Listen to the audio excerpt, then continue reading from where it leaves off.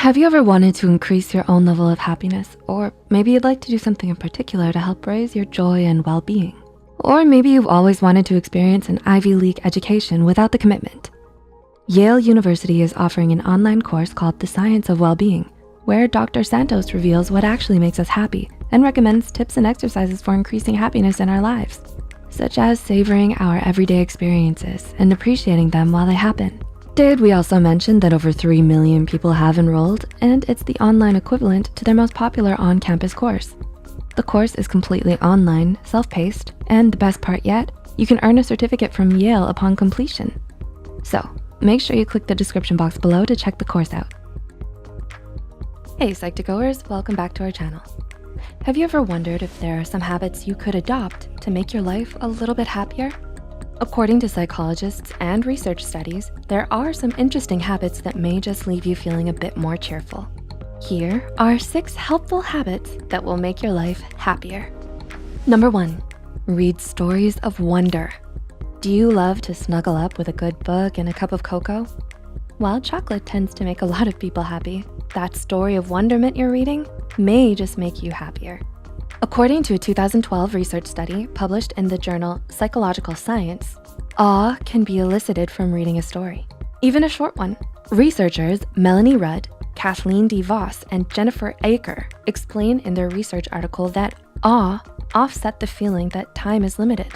And this increase in perceived time availability heightened willingness to volunteer time. And it accentuated preferences for experiential goods and lifted satisfaction with life. They further explained that their studies also demonstrated that awe can be elicited by reliving a memory, reading a brief story, or even watching a 60-second commercial. So, that inspiring book you're reading, or that adventurous play that has you hooked? Keep reading. Your life may just be a bit happier with an awe-inspiring book, and it keeps you present and in the moment. As the study states, experiences of awe bring people into the present moment. And being in the present moment underlies awe's capacity to adjust time perception, influence decisions, and make life feel more satisfying than it would otherwise. Sounds good to me. Number 2, drink a healthy amount of coffee. Who doesn't love a good old cup of joe? I know I do. Many studies have found a link between how much coffee you drink and a lowered risk of depression and suicide. In a large 2011 longitudinal study, researchers found that depression risk decreases with increasing caffeinated coffee consumption.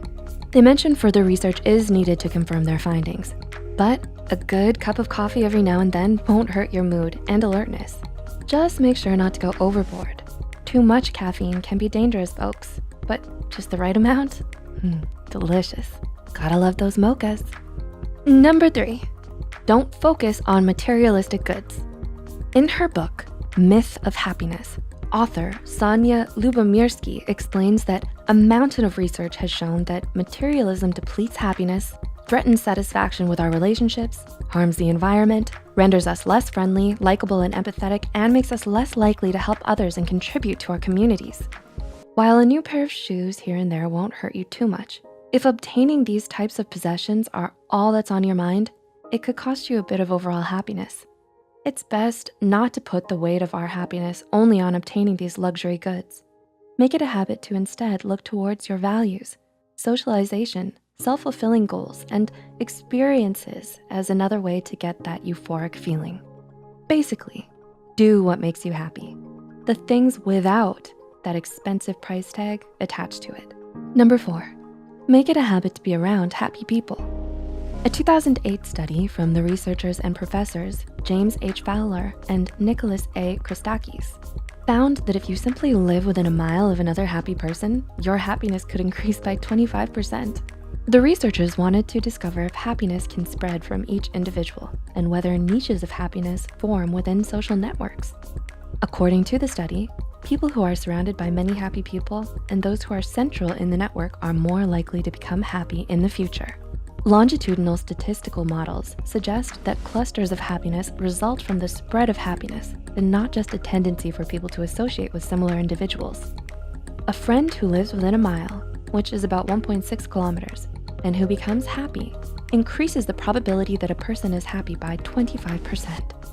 Although these effects weren't seen in coworkers, the authors also mentioned that similar results were seen with happy spouses and neighbors who are within the mile. Time to thank your friendly neighbor for lending you that cup of flour, and thank them for a bit of happiness.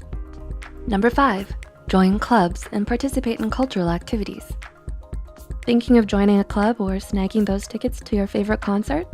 One research study found that those participating in more cultural activities and clubs reported decreased levels of anxiety, depression, and an increase in one's general satisfaction with life. The 2011 study examined data on cultural activities, perceived health, and overall satisfaction with life on over 50,000 adult participants from Norway. According to their research, their results support hypotheses on the effect of cultural activities in health promotion and healthcare. Time to join the art club. Number 6, keep a journal of your feelings. It has long been believed that journaling can have a positive effect on one's mental health. Writing down your feelings each day is a great habit to adopt. According to University of Wisconsin-Madison, health psychologist Shilag Mergain, PhD, therapeutic journaling has proven effective in the treatment of those experiencing post-traumatic stress and trauma survivors. The benefits also extend to those living with chronic health conditions such as asthma, rheumatoid arthritis, cancer, chronic pain, and even those who are chronically poor sleepers. She also explains that there's a growing body of evidence that demonstrates the beneficial effects of writing. Just 20 minutes at a time over 4 consecutive days was associated with a decrease in health problems, such as enhancing the immune system functioning.